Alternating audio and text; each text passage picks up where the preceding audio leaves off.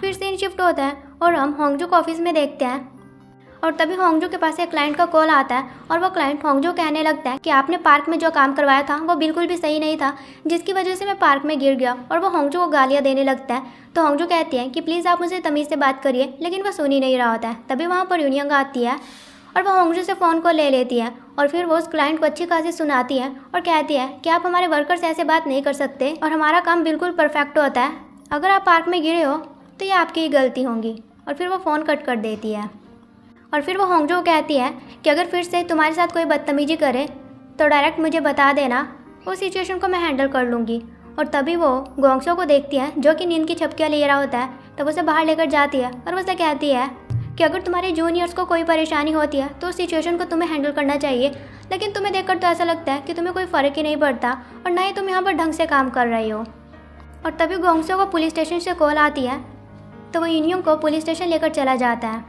और गोंगसो ने एक लड़के के खिलाफ बहुत सारे एविडेंस कलेक्ट करके पुलिस को दिए होते हैं जो कि यूनियंग को गलत कमेंट कर रहा होता है। तो पुलिस यूनियंग को कहती है कि अगर आप चाहो तो हम उस लड़के के खिलाफ इन्वेस्टिगेट कर सकते हैं, लेकिन यूनियंग मना कर देती है। फिर यूनियंग और गोंगसो बाहर जाते हैं, लेकिन गोंगसो बहुत ज़्यादा गुस्से में होता है।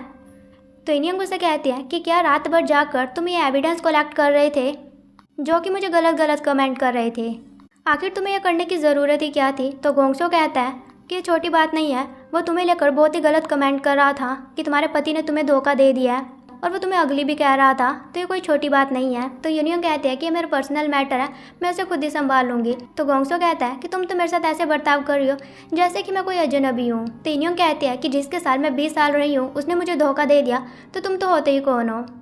ये सुनकर गोंगसो गुस्सा आ जाता है और वो वहाँ से चला जाता है। फिर हम होंगजू को देखते हैं, तभी उसे एक क्लाइंट का कॉल आता है और उसे बताता है कि आपने जो फ्लावर लगाए थे वो मुरझा चुके हैं। तो होंगजू ने देखने के लिए जाती है, लेकिन वो देखते हैं कि वो फ्लावर तो बिल्कुल सही होते हैं। लेकिन तभी वहाँ पर शिन्यू आ जाता है।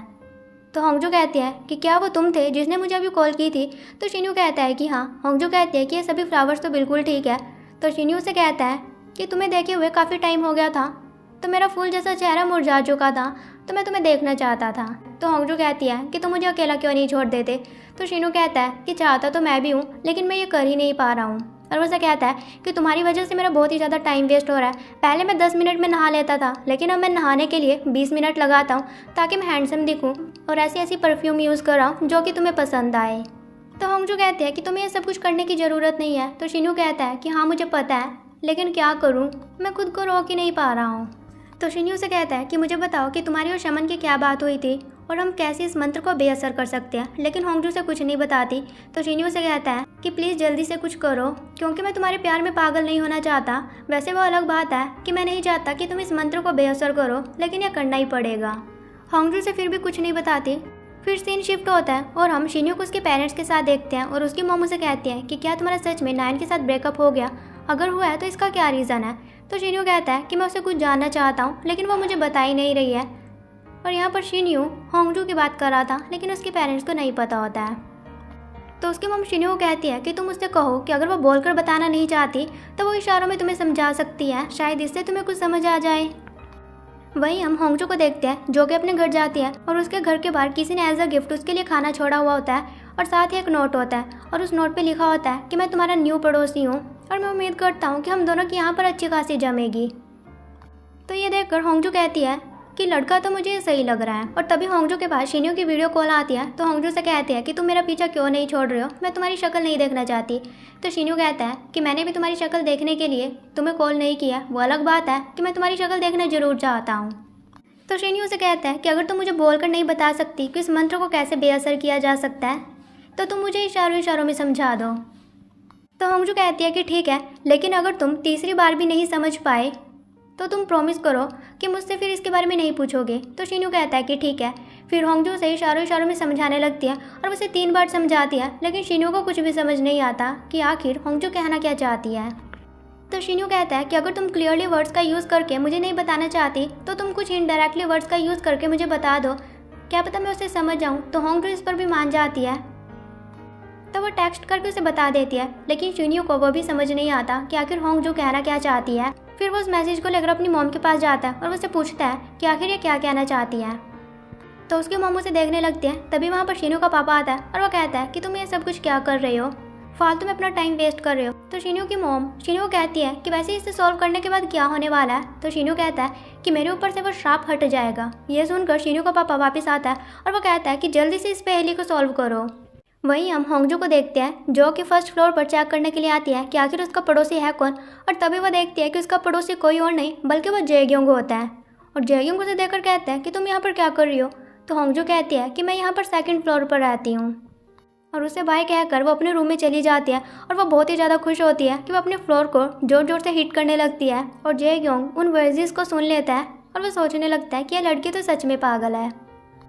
वहीं हम शिन्यू को देखते हैं जो कि उसी नोट को लेकर बाहर में किम वोक के पास जाता है और उसे कहता है कि पढ़कर बताओ कि क्या तुम्हें कुछ समझ आ रहा है। तो किम वोक कहता है कि मुझे तो कुछ भी पता नहीं चल रहा है।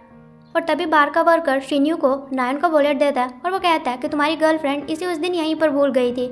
तो शिन्यू कहता है लेकिन अब ये वॉलेट मैं उस तक नहीं पहुंचा सकता।